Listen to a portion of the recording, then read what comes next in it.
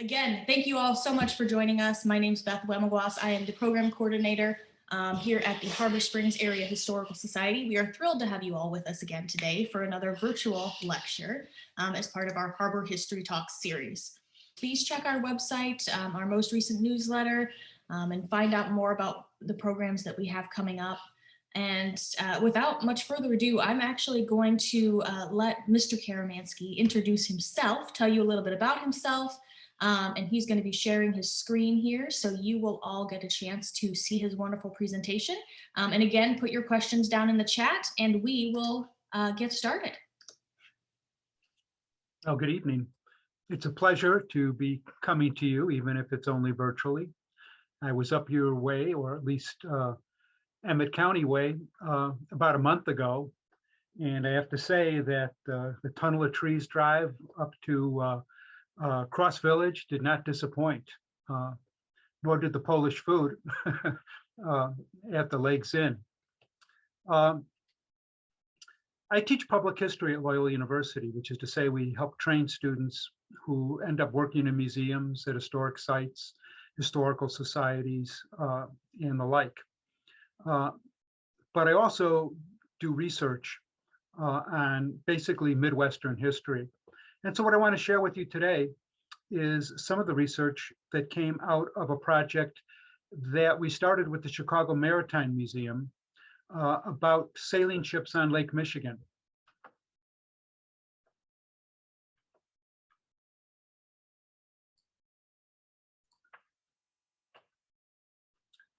Let's go back to the thrilling days of yesteryear.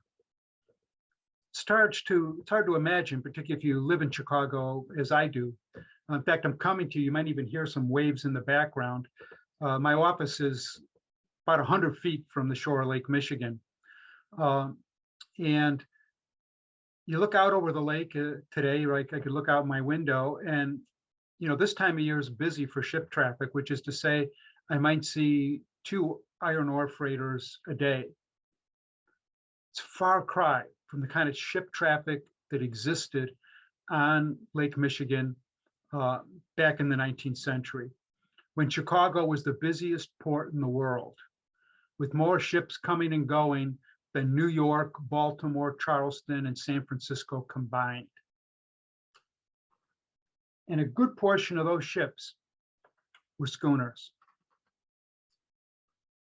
Back in this is the mouth of the Chicago River, back in 1868, at a time when there were 1,855 sailing ships on the Great Lakes.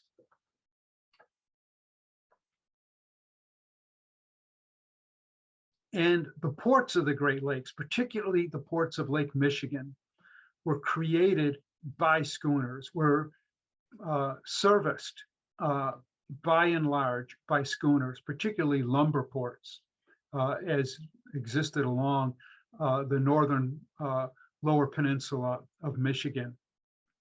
Now, the kind of ships we're going to be talking about today were in general about sailing ships, but the majority of them were schooners. And sometimes people ask, well, what the heck is a schooner? Besides being a large glass of beer, that's also called a schooner. A schooner is any sailing ship with 2 or more masts that are set parallel to the hull of the vessel. When you go ahead and typical ocean-going vessels are called square riggers. And those sails are set from spars that are set perpendicular to the hull of the vessel. It provides great pulling power when you have a following wind. But on narrowly confined waters, the schooner rig was much more efficient in being able to tack up and down against the wind. A lot of the early settlements on the Great Lakes, of course, were created by, they dated to Native American days, such as the settlement at Green Bay, and even Chicago was initially developed by canoe, Milwaukee. But that's not true of the majority of the places that today have harbors. It was schooners that brought the first people to these locations. And schooners were basically the covered wagons of the Great Lakes frontier. And as they came to many of these, they would just show up at a river mouth. And people had selected this location because it was a river mouth. They thought that someday maybe it could become a great port or a great city. And so as speculators, they came in and bought real estate there, but there was no improved harbors in those early days. And so a lot of times the schooners would come as close as they could to the shore in calm weather. And if they had livestock like cows or pigs, they would be tossed overboard to swim ashore.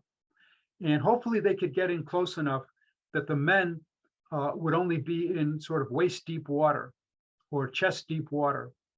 And they would then carry their wives and children on their shoulders to shore. This happened at a number of places, such as Grand Haven and Racine in Wisconsin.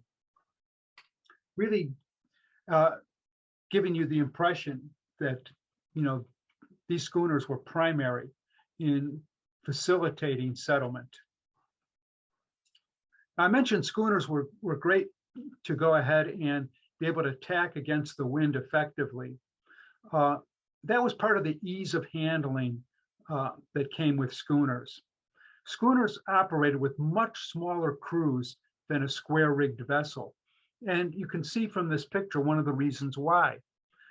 The sails of a schooner were set from a gaff, and all it was required to raise the main sails was to literally pull on a line and hoist the sail.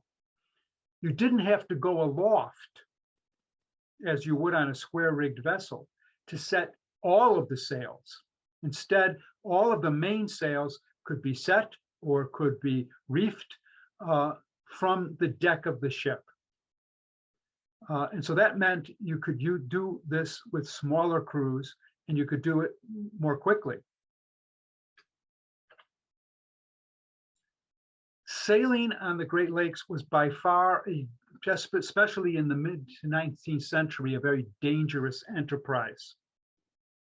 This illustration shows a vessel near Sleeping Bear Point.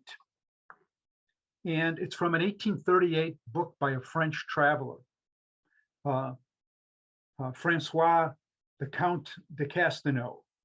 And in his book, he wrote, "I have seen storms of the English Channel, those of the ocean, the squalls off the banks of Newfoundland, those of the coasts of America, and hurricanes of the Gulf of Mexico. Nowhere have I witnessed the fury of the elements comparable to that found on this freshwater sea." And that was drummed home to him on this trip that's pictured here, because his vessel was almost driven against the cliffs of Sleeping Bear Point. And this is the dangerous feature of sailing on the Great Lakes. On the ocean, when a storm comes up, vessel masters have the option of simply running with the wind. Don't try to fight Mother Nature. Let the wind take you while the storm lasts, and then you can work your way back later. But on the Great Lakes, a few hours of running before the wind, and you're going to run into Sleeping Bear Point or some similar location. And so the majority of shipwrecks on the Great Lakes are often those where vessels are driven ashore. Great Lakes schooners were unique vessels in that they had a remarkably large, for their size, ability to carry cargo, but they also had a shallow draft, which was absolutely necessary because of the lack of improved harbors. And you can see how, in this particular case, how close the schooner was able to come to the actual shore. this at a lumber settlement on the northern shore of Lake Huron. Now, where urban settlements developed on the Great Lakes, where ports developed, was almost always at the mouths of rivers, as I mentioned earlier. And what you see on this illustration is the mouth of the Chicago River, which demonstrates a problem that virtually every river mouth on the shore of Lake Michigan had as a difficulty. Sandbars formed at the mouths of the river. This is in part because there's very low elevation throughout the Lake Michigan basin. And so streams that are coming into the lake have very slack currents. And when the current of the river reaches the lake, it's almost never stronger than the wave action that's coming off the lake. And as you know, the wave action is going to be either taking away sand in really high water conditions, or more normally depositing sand. And so you had these long sandbars blocking the mouths of the river. To create a harbor, what was necessary was to build jetties out into the lake to capture the flow of sand and hopefully keep open a clear channel into the river itself. And so this was done eventually by the United States Army Corps of Engineers at Chicago, and then later all across the shores of the Great Lakes. I've recently had a new book come out called Mastering the Inland Seas, which really kind of tells the story of the big political fight that was necessary to facilitate the economic development of the maritime resources of the Great Lakes region. So here we go ahead and see the dredges that helped open up the mouth of the Chicago River. And then later they put the piers or jetties in. Chicago got one of the first harbors on Lake Michigan, in part because they were building a canal to connect with the Mississippi system. So the federal government invested in Chicago. They invested more than $100,000 in building Chicago's harbor at a time when no other potential harbors on Lake Michigan got any federal funding. Indeed, a place like Milwaukee, the second biggest city on Lake Michigan, didn't get serious federal funding until the early 1850s. It's almost a generation later. But such was the boom in traffic going on the Great Lakes, even though there weren't safe harbors, that in that first year Chicago's harbor opened, 181 ships docked in the Chicago River. What most ports did is they would try to, bootstrap a harbor, sometimes by doing some dredging of their own. And more likely what they did is they built long piers out into Lake Michigan from the shallow shoreline waters out to where there was deep water where a ship could tie up. There's an obvious difficulty with these piers on exposed lake shores, is that they were only safe places to dock when the weather was calm. You couldn't go there when the wind was up. And that really, of course, inhibited commercial traffic at many of these locations. The reason that you didn't have appropriate investment in the Great Lakes maritime frontier was really, in a lot of ways, Southern politicians did not approve of a federal government strong enough to make transformative environmental improvements, because they feared that government might be strong enough to abolish slavery. So they wanted to keep the federal government weak and largely inactive. Also, they were very much aware that after Chicago cost over $100,000, they were very much aware that this was going to be very expensive business, building harbors on the Great Lakes. And they knew that they'd be paying some of those taxes, and they didn't want that. Captain Ike Stephenson, a Great Lakes mariner, wrote in his memoir, the idea that the Great Lakes were little more than a goose pond prevailed in Congress for many years. And because of that, every sailor on the lakes became a Whig, which was a rival to the Democratic Party, was a party strong in the North. And afterwards, they became Republicans, which Republican Party succeeded from, replaced the Whigs. Mostly what was being carried on Great Lakes schooners was bulk cargoes. Once steamships came in the late 1830s, became widespread, that's where the passenger traffic went. Schooners took over the carrying of the major bulk cargoes, which were lumber and grain, most important, and followed by coal and occasionally limestone. What you see here is a map that illustrates some of those commodity flows. Harbors along Lake Michigan, particularly those along the west shore of Lake Michigan, Chicago, Kenosha, Racine, Milwaukee, Green Bay, all of these were tapping rich agricultural lands to the west, prairie lands by and large. So wheat and maize was coming into these ports in large numbers. It would be gathered into grain elevators and then loaded very efficiently onto ships.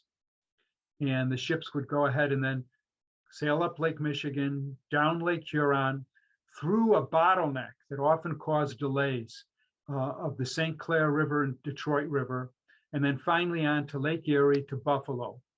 And it was at Buffalo that the Erie Canal provided the connection to the Hudson River and eventually to New York City and the world market. Ships coming back would sometimes take coal, very often manufactured goods from the east, to go ahead and stock the stores of towns like Detroit, like Grand Haven, like Muskegon, Manistee, and the Wisconsin ports as well. Now, the Lake Michigan commerce had its own sort of internal flow of goods, and that was particularly the lumber trade. Pretty much from Manitowoc, Wisconsin, northward, you had lumber country. And from Saugatuck northward, you had lumber country in Michigan. Initially white pine and cedar, later hardwoods. And these products, particularly the softwoods, would be cut in the interior, floated down rivers to the port cities, and there loaded on schooners and taken to the market in Chicago or a smaller market in Milwaukee. Chicago lumber market was the biggest in the world. A traveler to the city in 1867, James Parton, noted that there were miles of timber yards extending along one of the forks of the river, and the harbor was chocked with arriving timber vessels. Timber trains snorted out over the prairie in every direction. And one afternoon, a favorable wind blew into port 218 vessels loaded with timber. So those would have been vessels coming from places like Harbor Springs, like Traverse City, like Menominee and Marionette up in northern Green Bay. Now there was another type of schooners sailing around that were sort of the tramp schooners of Lake Michigan, and they were engaged in something called the lake shoring trade. And these were vessels that were sailing to usually remote and isolated places, often some of the islands in the Lake Michigan archipelago. And they were kind of searching for cargoes. They would have some manufactured goods, they would have foodstuffs that they would sell from the ship. And generally, the main cargoes they were looking for were either furs or barrels of salted fish from various fishing stations. That was called the lakeshoring trade. Now, there were different types of schooners. Easily the crudest schooner, and often the first type of schooner that would be used in a frontier town that was trying to make metropolitan trade connections to the rest of the Lake Michigan basin. The type of vessel they would often build first was a barge schooner. And these were, you can even get the sense of this from the shape of the vessel in this sketch. There were boxy little creations, completely flat bottomed. And this is the kind of thing that any decent house carpenter could go ahead and cobble together. You might need a little help to go ahead and then rig the vessel later, but in terms of making the hull, this didn't really require a lot of maritime technique. But they tended to be rather small, and they were very effective. And these type of barge schooners, as they were called, because they really looked a lot like a barge, were used really all over the world. But they originated on the Great Lakes frontier. The most common of the schooners were the Great Lakes clipper schooners. These gradually developed out of the 1850s. Because if you looked at the 1830s, 1840s, oftentimes they were still trying to use square-rigged vessels on the Great Lakes, or sloops, vessels with single square sails. In any event, the classic Great Lakes schooner design goes back to a man named William Wallace Bates. Bates was a Manitowoc shipbuilder, and in a vessel called the Challenge, he perfected the clipper schooner.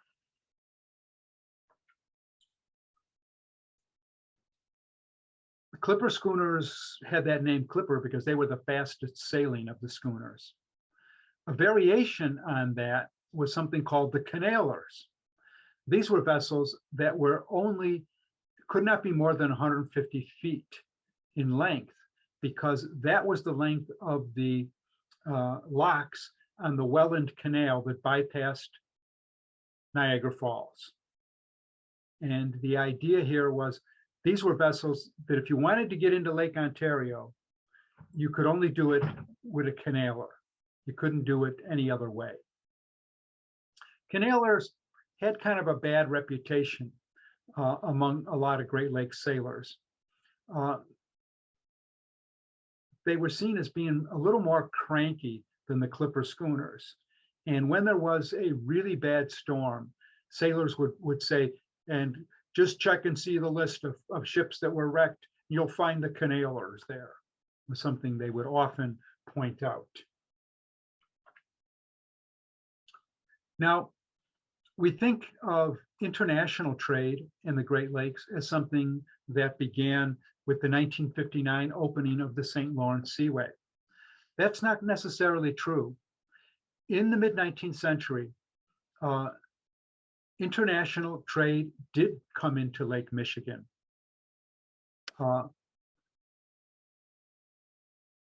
Ships from Chicago, the Dean Richmond being the first, sailed from Lake Michigan to Liverpool in 1856.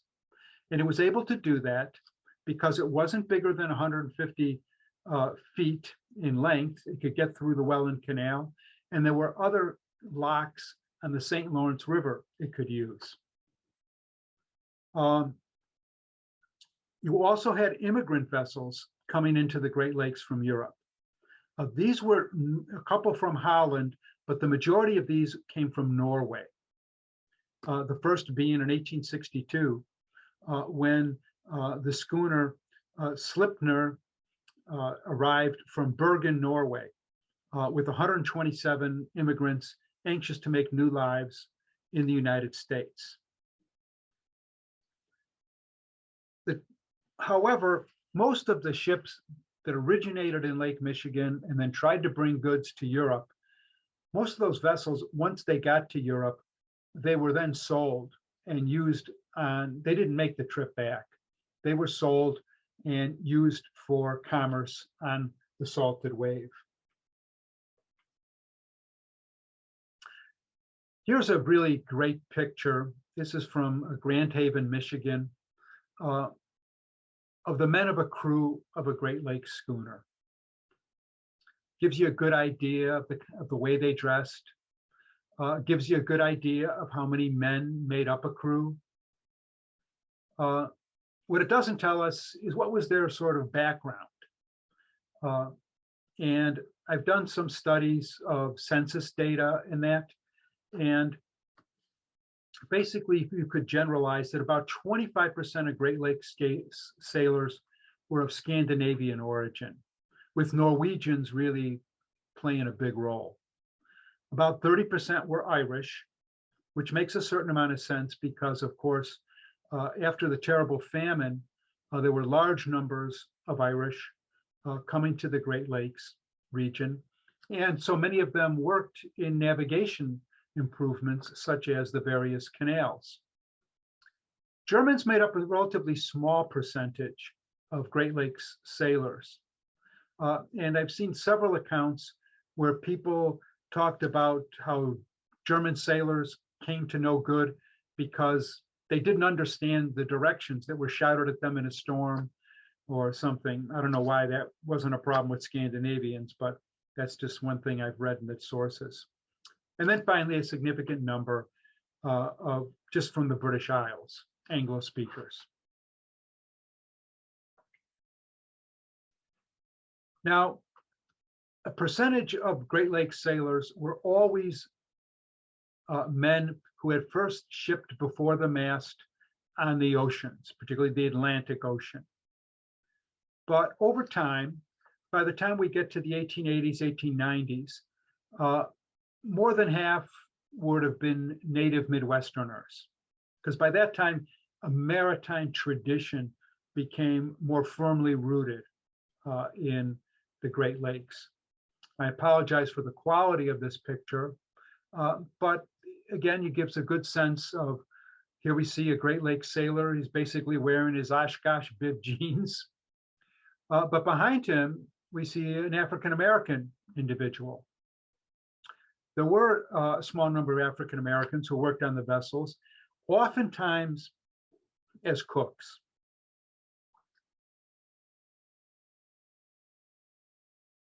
But the life of a Great Lakes sailor was seasonal. So either you went back to the ocean in November, or oftentimes they would take a job as a lumberjack when frost came.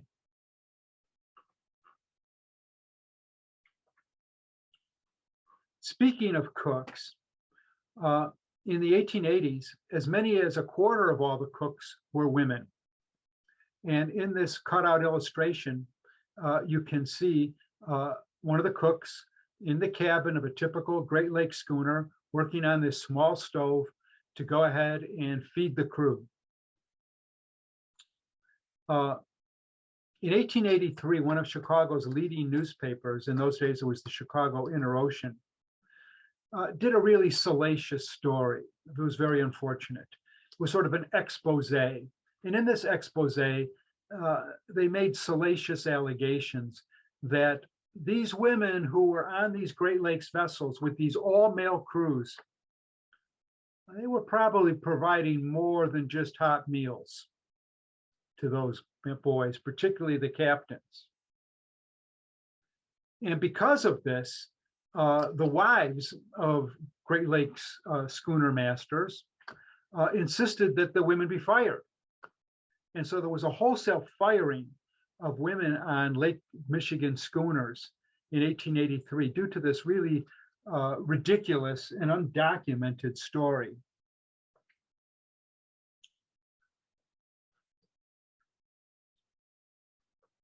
The women who were working, or any cook who worked on a Great Lakes vessel, would have been a pretty hard-working person. Captain John Kenlin, 1875, commented on his cook. She certainly did her work well. Meals were hot, plentiful, and clean. She had a brusque way of serving them with an air of finality. And he would be a bold man, indeed, even for a sailor, who would make a complaint or, like Oliver Twist, ask for more. Remembering Oliver Twist's famous plea, "Please, sir, may I have some more?" Kenlin had his own encounter with the cook on his vessel on his first voyage on the Great Lakes. He had a box of cigars, and he had just enough cigars for the next month. And then he noticed that one by one, his cigar collection was being diminished, and he wondered what happened. He went into the cook's cabin, and there he found an ashtray with 6 of his cigar butts sitting there. At first, he got a little upset, but then he thought about it, and he knew the hard work that she was doing pretty much from dawn to dusk. And he figured, well, as long as the food's good, she's entitled.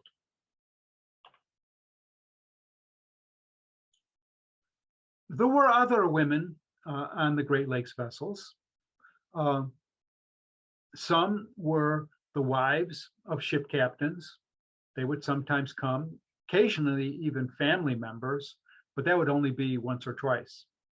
But in the summer, particularly, say, if a ship's from, a place like Traverse City, and they're going down to Chicago, this would be a way for her to come to town and, do some shopping on her own.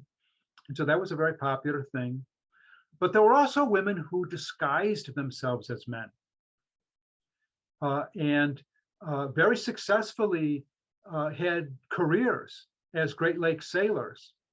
And they were usually only found out if they had a terrible accident, and then the doctors discovered who they really were. Or in one case, a female sailor disguise was blown when she became pregnant. The crew members said they had no idea she was a woman. One of them said he smoked, he chewed tobacco, and he did his dangerous job aloft. So they didn't care if it was really a woman or not. It was a good shipmate. There was, however, of course, an old maritime tradition that woman aboard a ship was bad luck. And that also tended to work against women getting the job as cooks. Speaking of food, the food served on Great Lakes vessels was way better than the salted and half-spoiled fare that was gagged down on ocean-going vessels. Because Great Lakes vessels were never more away from port more than a week, they would go ahead and usually have good fresh food available. And that certainly was something that was enjoyed by the entire crew. Also, social distinctions, which were much less prevalent on Great Lakes vessels with their smaller crews than on ocean-going ships. On ocean-going ships, the captain dined only with other officers. On Great Lakes vessels, however, the entire crew would dine together. And while they sat at the table for dinner, they could all talk equally. Once dinner was over, however, then masters and mates would do the dictating. The most dangerous part of a sailor's job was going aloft. Now, as I mentioned, the mainsails were set from the deck and could be done safely. But you also had extra sails that could be set higher up. And these required seamen going up into the cross trees to go ahead and set these sails. And with ships pitching back and forth, this was, of course, highly dangerous. And it was not the favorite part of a sailor's job. There's an interesting incident that occurred in 1884, and it had to do with a ship called the Ellen Williams, captained by Oliver Svanson. As he was trying to leave Chicago, his crew came on drunk. And as they were trying to go ahead and raise sail at the mouth of the Chicago River, because they were drunk, they literally lowered the boom accidentally, and it injured the cook. So Swanson had to set back into Chicago to get a new cook. So this really delayed his passage, and he was very mad. And he said, okay, you guys, you come on drunk, I'm going to sober you up. And they were sailing into the wind up Lake Michigan from south to north. And he had them tacking. And he made sure that he was going to set every inch of canvas he possibly could. And so he had those men going aloft, and for every tack, they had to take in the topsails in a very laborious manner, and then reset them. And after 3 or 4 times, some of the sailors were getting sick of this because in part it was so dangerous. And so a sailor by the name of Nels Palmer decided, I'm going to take care of this. And he went up to reset one of the stay sails up at the very top, and brought his knife with him, and he cut the rope, one of the ropes on the sail, and then he let it flap. He said, we waited as long as we could to give the wind a chance to do a good job ripping up the sail. And then he came down smirking to his fellow sailors that, oh, we don't have to go up and reset that sail anymore because it's all torn up. Well, Captain Oliver Svensson figured out what was going on there. And he immediately put Nels Palmer to work with needle and thread. And he said, you're going to sew up every rip in that sail, and then you're going to go up and reset it. This made Nels Palmer very, very sore, as he later said. He said, in fact, a whole bunch of us were sore to the core. And we were all going to jump ship as soon as they got to Manistee, Michigan, where they were headed for a load of lumber. However, when they got to Manistee, they went into a lager beer saloon, had a couple of drinks. And he said, after a few cans of beer, we forgot all about our sorrows and troubles. And in fact, Palmer said, I admired the captain. He sure knew how to handle men, and he knew how to get the best out of his crew. As I mentioned before, the most common type of shipwreck was vessels being driven ashore, as you see in this illustration of a schooner whose anchors are being dragged, and the ship is almost at the shoreline near Frankfort, Michigan. And the crew is now is abandoning ship in a Coast Guard rescue vessel. Crew members spent their time off watch in the forecastle, up at the bow of the vessel. One sailor recalled that the air was so bad in the forecastle it could hardly burn a lamp. Another sailor complained about the opposite, that there were such gaps in the decking of the vessel, and that when heavy seas were encountered or it rained, men went to bed in their oilskins just to keep dry.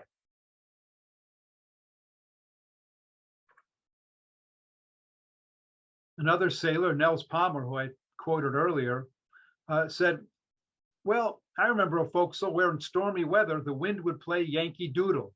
So you're getting a lot of humming and buzzing from the wind through the fractured wood. The bunks were filled with straw, but the straw was only changed once a season, and after a few voyages would become infested with either bed bugs or lice.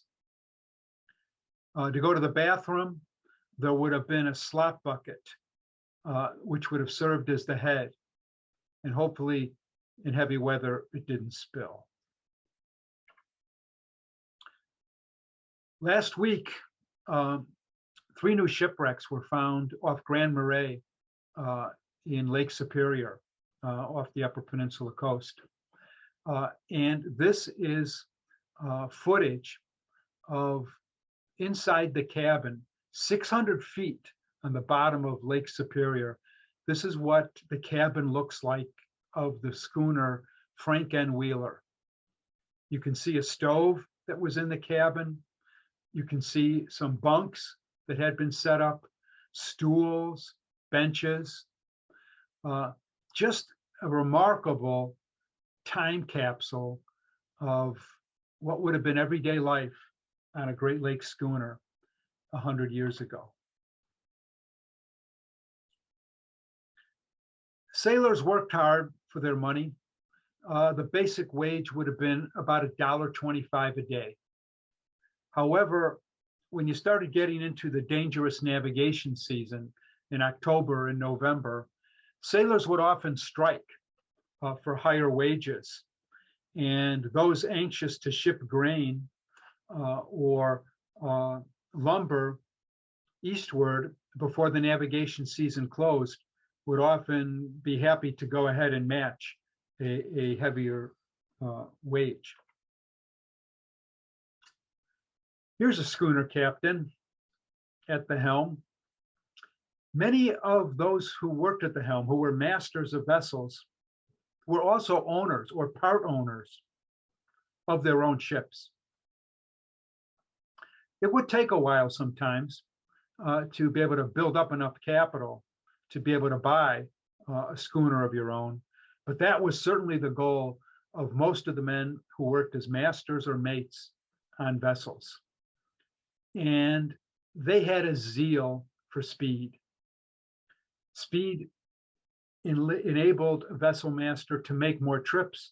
Making more trips allowed you to make more money off your ship. And oftentimes what a schooner master of a fast vessel would do is, if they were, say, leaving the port of Chicago, they would raise a broom from the top mast. And that would be seen as a challenge to any vessel who could see it. And they might often begin a race. The captain of one of the fastest schooners on the Great Lakes, the Annie Peterson, often did that. And on one occasion, he raised the broom to another vessel as they were leaving the Chicago River, and they raced neck and neck to Sturgeon Bay in Wisconsin. And as they were coming into the narrow entrance of Sturgeon Bay, neither vessel owner wanted to yield to the other. And so the two ships collided and each suffered a rigging damage that slowed them down quite a bit for the rest of the next couple of weeks. This is a memoir of a Wisconsin schooner captain. His name was William Calloway. In 1862, he was just an able-bodied seaman. And he was talking to another one of the sailors, and they'd been saving their money throughout the season. And when it was over, when one of the season's voyages was near at an end, and they were docked in Milwaukee Harbor, his friend said to him, "Hey, Bill, let you and I buy a vessel of our own." "Well, how much money do you have?" And he said, "I got $100. Calloway had another $100. So they set off down the docks in Michigan with those couple $100, thinking, well, maybe we could make a trade or make a buy. When they saw the schooner Mariner, a small 2-masted vessel, They went up and asked if it was for sale. And they said, yep. And they negotiated. They bought the vessel for $850. They put $200 down, and the rest of the remaining $650 would be due at the end of the following shipping season. Both guys thought this whole thing looked rather risky, but it turned out to pay off. In both these, the vessel, the Mariner, made them considerable amount of money, and they were able to then subsequently buy other ships, and were on their way to becoming capitalists. In the bottom right here, you'll see a very nice statue that the city of Chicago erected near Navy Pier, and it's dedicated to the sailors and captains of the Great Lakes sailing ships. Beautiful statue. When they were planning the design for that, I was solicited to, could you tell us what the real Great Lakes schooner captains looked like? Well, I went ahead and tried to tell them. This is what a Great Lakes schooner captain looks like. This is what a Great Lakes captain schooner looks like. And they said, no, that we can't do a statue like that. These guys look like shopkeepers. And I said, well, that's what they were. They were small businessmen. Small businessmen with considerable maritime skill. So they disregarded the historical evidence, and they found it more appropriate to give this guy a very nautical look here with a pea coat and an ocean-going sailor's cap. Schooners flourished well into the age of steam. As I said, steamships, from the late 1830s, 1840s on, are carrying all the cargo that's on a deadline, on passengers, on mail. But schooners, they had a very strong market as bulk carriers. And the thing about schooners was they stood at the apex of 2,000 years of a developing maritime tradition. Plus, they had the resources of the forest-rich Great Lakes. White pine forests could produce powerful main masts of 100 feet in height. And the hardwood forests had superior oak for the hulls. So these vessels were built stoutly, and they could really carry a lot of canvas. More than a half acre of canvas could be set on a three-masted clipper schooner. And over time, they adapted various efficiencies. One efficiency was something called the Grand Haven, after Grand Haven, Michigan. The Grand Haven rig, sometimes called the jackass rig by sailors who didn't like it. And that was they would take away the middle mast, which is usually the main mast, in order to create more room in the hold and on the deck for bulk cargoes. Particularly cargoes like lumber were not that time sensitive. And so if it meant you're going to have a slightly slower sailing process, that's not such a big deal. Another thing that they often would do by the time we get to the 1880s, 1890s, is they would put on the vessel, as is located here, a steam donkey engine.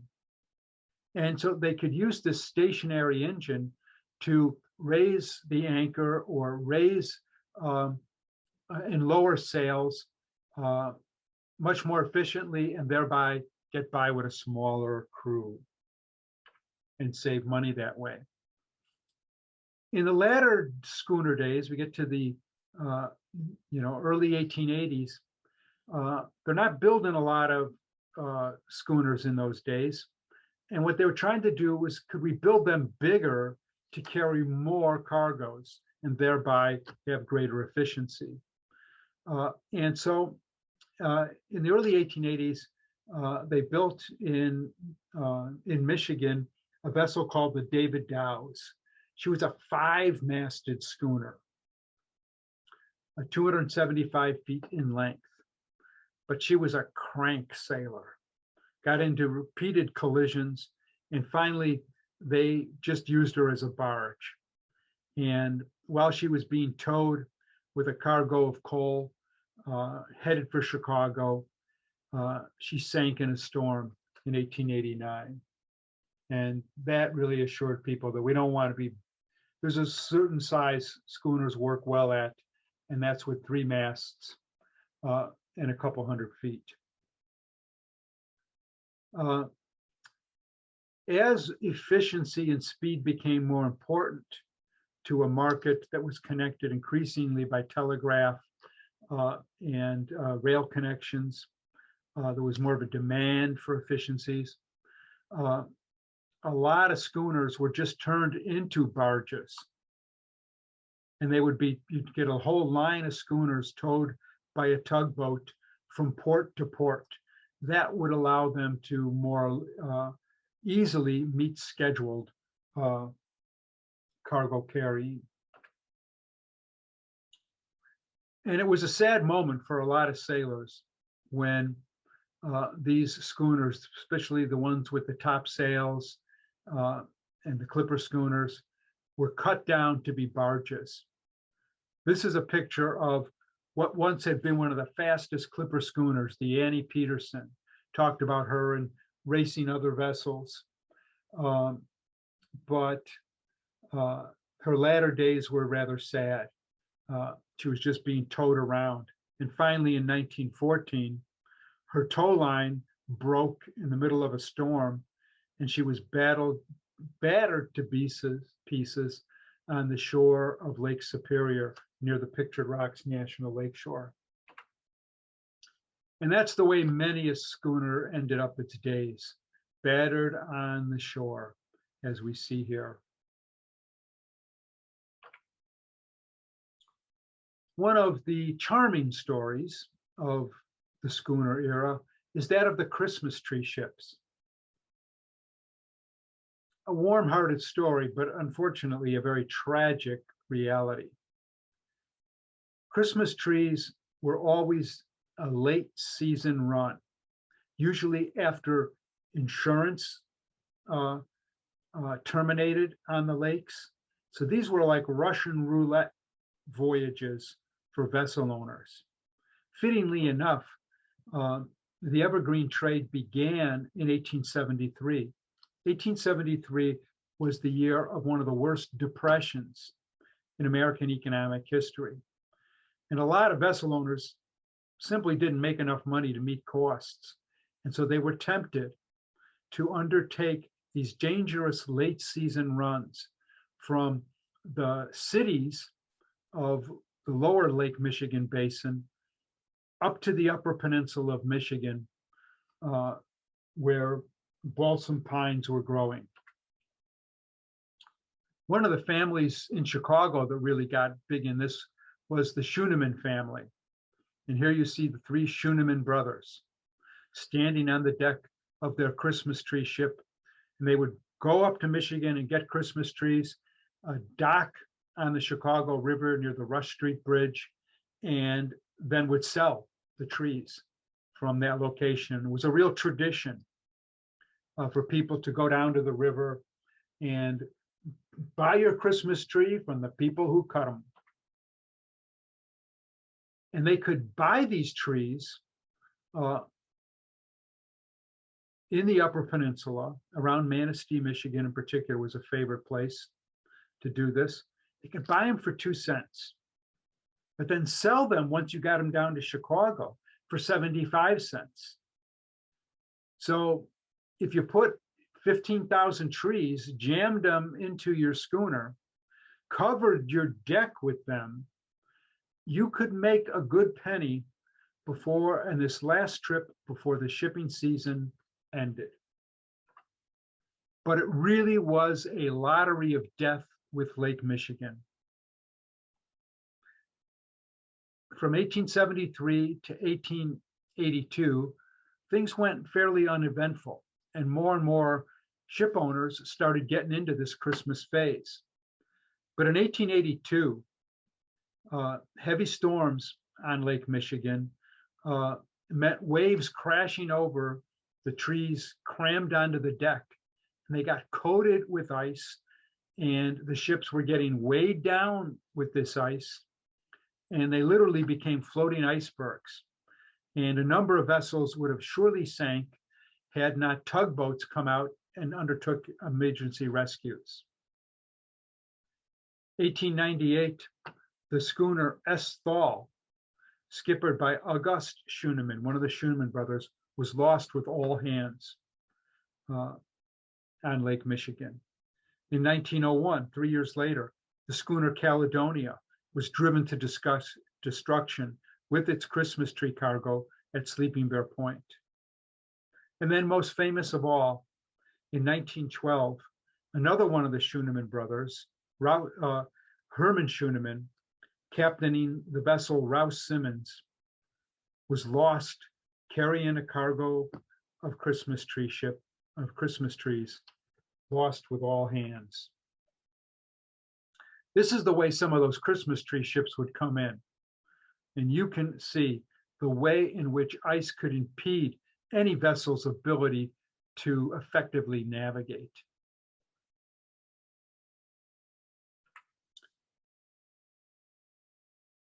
But people loved to be buying these Christmas trees from the schooner.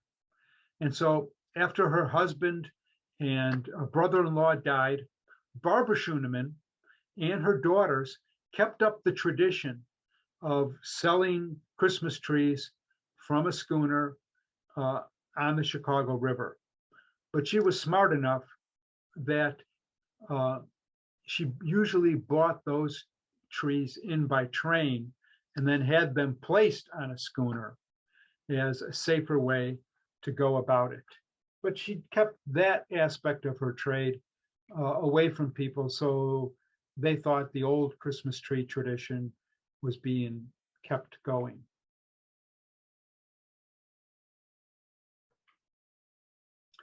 This is the Rouse Simmons, the Christmas tree ship today, discovered more than a decade ago on the bottom of Lake Michigan. In the lower right, you can see a cutout into its hull, and all the branches and the fir needles are all gone, but you can see the stems of all them Christmas trees. They're still in the hold of that vessel, never having borne ornaments, never having played host to the presence of children on Christmas morning. By the 1920s, schooners were pretty much on the way out. And every lake port, I'm sure that Harbor Springs must have had a few schooners tied up on the backwater and just gradually sinking into the mud from lack of maintenance and really lack of any further economic purpose. In Chicago, every year the harbor master would tow a few of these out and then sink them in deeper water off Lake Michigan, just so they weren't clogging up the shoreline of the river. This is the last of the Lake Michigan's commercial schooners, the last on the Great Lakes, in fact. It's a vessel called Our Sun. Captain Harry Kelly and his wife had tragically lost one of their sons in an accident in the early 1870s. And so they pooled their money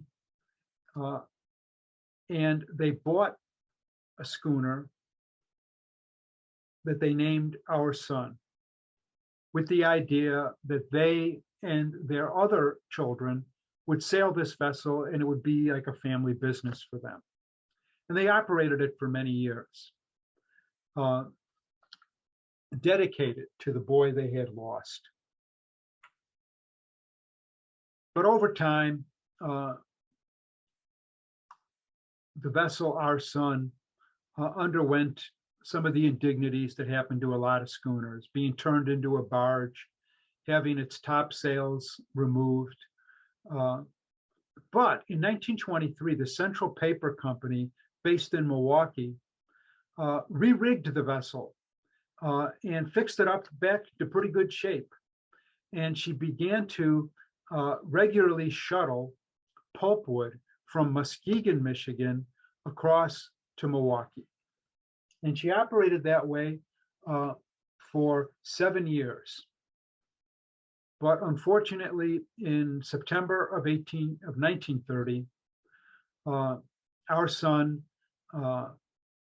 went ahead and began to break apart in a nor'wester gale.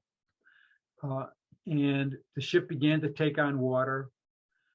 Fortunately, a steel-hulled vessel was nearby. The captain signaled his distress, and the vessel came nearby and took off the crew. But Captain Fred Nelson, he still thought maybe he could just sail it into port. And only when the decks were awash did his crew come back aboard and drag him from the vessel. And that was the last of the vessel, our son. And with it was the glorious tradition of the Great Lakes tall ships. Here's the last crew of the last Great Lakes commercial sailing ship. Of course, we still have tall ships today, a number of ports. Certainly, we've got a couple of two-masted schooners operating out of Traverse City and out of South Haven. And every couple of years, there's tall ship festivals, and vessels such as the tall ship in Milwaukee and the Niagara from Erie, Michigan, make a trip into the Great Lakes. And it's really a marvelous opportunity to walk the decks and to handle the rigging of these really iconic artifacts of Lake Michigan's earlier history. If you have any more interest in this subject, if I haven't bored you to death by now, you can go on Amazon.com and you can read the book that this lecture was based upon. And with that, I'm going to stop my share of the screen and turn this over to Beth. All right. Thank you so much. That was fascinating. I've always sort of been, I don't even know, sort of have this romantic notion of these sailing schooners. And so it was really interesting to hear about some of the captains and crew and the stories that you told. If anybody has any questions, now is your chance. We'll wait a minute here to see if anybody has any to put in the chat. I don't actually see any questions right now. Let's see. I sort of had a personal question. What's your sort of favorite? Do you have a favorite schooner or a favorite, story about the schooners? I guess, the schooners that are famous are all those that sank.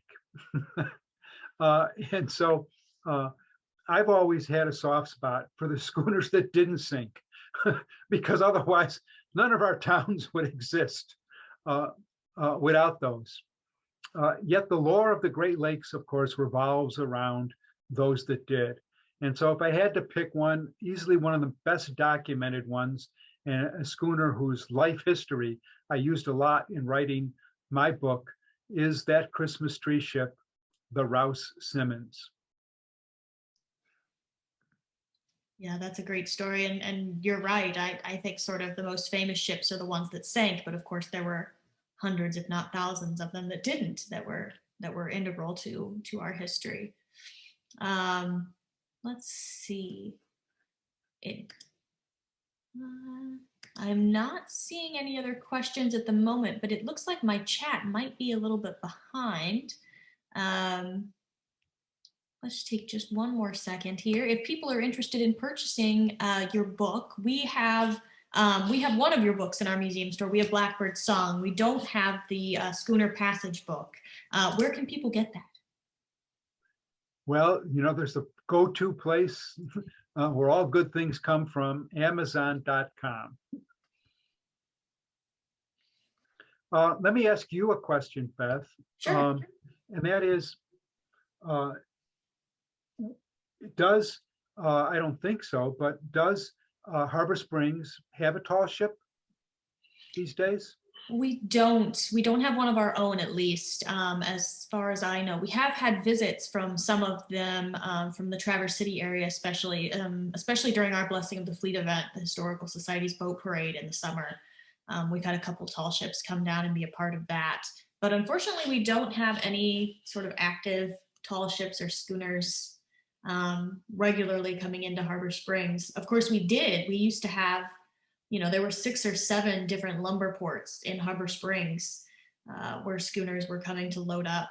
I like the saying that wood from Michigan rebuilt Chicago after the Great Fire. I actually have a picture. I should have put it in the slideshow. It shows the mouth of the Chicago River. Everything's burned around it. And there's like 7 or 8 schooners docked. And you can literally see the smoke coming off the smoldering ruins. And the ships are all loaded with lumber. Wow. To help rebuild. Let's see. We do have a few questions here. When you were talking about the difference of sailing in a storm on the Great Lakes, I understood when you said you could let the wind carry you out of a storm. What I didn't understand was, why couldn't you do that? Because they were smaller compared to the ocean, so they were driven onto land. Sorry, I'm not sure if I understand the question. Yeah, sure. So you do. Good.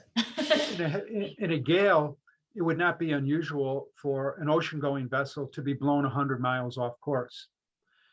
And the winds prevailing on the Great Lakes are from the northwest.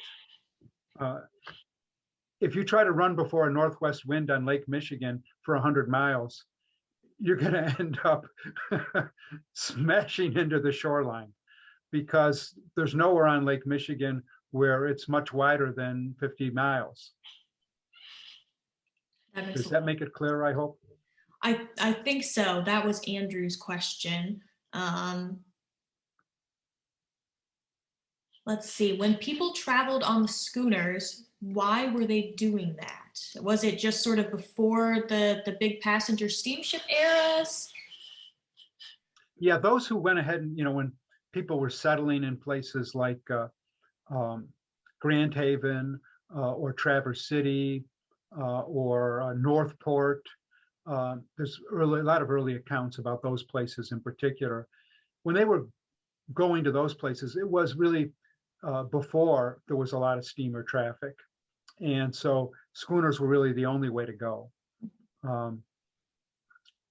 After you had an option of going by steamship, you would go by steamship. It was certainly safer. And what happened a number of times, like when the first settlers were coming to Grand Haven, Michigan, there was the whole family, and they had all the things, all their household goods they wanted to land. And they got to Grand Haven, and the wind was up, there was a storm. Captain says, we're not stopping today. And they sailed on to Chicago, and there's a couple other places. We'll hit you on the way back. And so they had to be on the vessel, for more than a week. Oh, wow. Let's see. Bob would like to know why the schooners that made the transatlantic voyage only made it one way. Why were they sold and didn't come back? It was, the vessels were small, relatively small compared to ocean-going vessels. And so it was difficult to fill them up with enough value-laden cargo to pay for the long voyage. On the other hand, these were superior built vessels. Like I mentioned, the great oak hulls, big, tall white pine masts, so that once a ship got over to Europe, it was really a quality piece of work and could then be put to use in the coast trade along the British Isles or along the Dutch coast or the Norwegian coast. And it could be very profitably employed that way. So basically there was more profit to be made using it in Europe than there was to try to load it up with who knows what and bring it back to the US to Yeah, sell. people in Europe wanted to buy it for a better price than you could have sold it on Lake Michigan. Right. Let's see. Doug would like to know what the oldest schooner that still exists is and where it is. I'm assuming he means not a shipwreck. Do you Yeah, know? yeah. And I don't know. There, as far as I know, there's no like historic schooners that go back to the 19th century. The closest we have to an historic vessel of sail on the Great Lakes would be the Niagara, which is at Erie, Pennsylvania, at the Maritime Museum there. And that's been like completely, almost completely rebuilt. But people there say, well, there's still a few little pieces of wood that go back to the War of 1812. But because it's been continuously rebuilt over, many, many decades, I think it still is regarded as an historic vessel, because in countries with traditions of where their historic buildings, for example, are made of wood, such as Japan, all the traditional architecture is wood. They rebuild those buildings, every 40 or 50 years. It just has to be done. That's what wood rots. But unfortunately, I don't know of any schooners that fit that bill. There was a terrible circumstance in the 1960s where a group of divers raised the Alvin Clark, a completely intact schooner from the bottom of, I think, off Green Bay. They raised it up and it was a beautiful, wow, here's what a Great Lakes schooner looked like. They went ahead and put it in Menominee, Michigan, and they called it the Haunted Vessel. Come for tours on the Haunted Vessel. But it gradually would, that's been submerged for a long time, will gradually rot and break apart. And the whole thing just became a crumbling wreck until finally the owners of it just set it afire in frustration. Yeah, I've heard of that happening several different times when people don't understand that the moment you raise a shipwreck out of the water, it just deteriorates. Its preservation state underwater is the best place to see it. Let's see. I don't see any more questions. I think I'm all caught up. Let me do one more quick scan. Yeah, I don't see any more. If you are still burning with questions, you'll have to read the book. Or if you'd have any other burning questions, you are welcome to email me, Beth, at harborspringshistory.org, and I can pass them on to Professor Karamansky for you. So I would just like to say thank you so much, Ted, for being here with us and for teaching us a little bit more about schooners and Lake Michigan history. Thank you to all our participants for joining us. We really appreciate you having us in your homes virtually tonight, and we hope to see you again at our next lecture. So thank you very much, everybody. Bye-bye. Have a great night.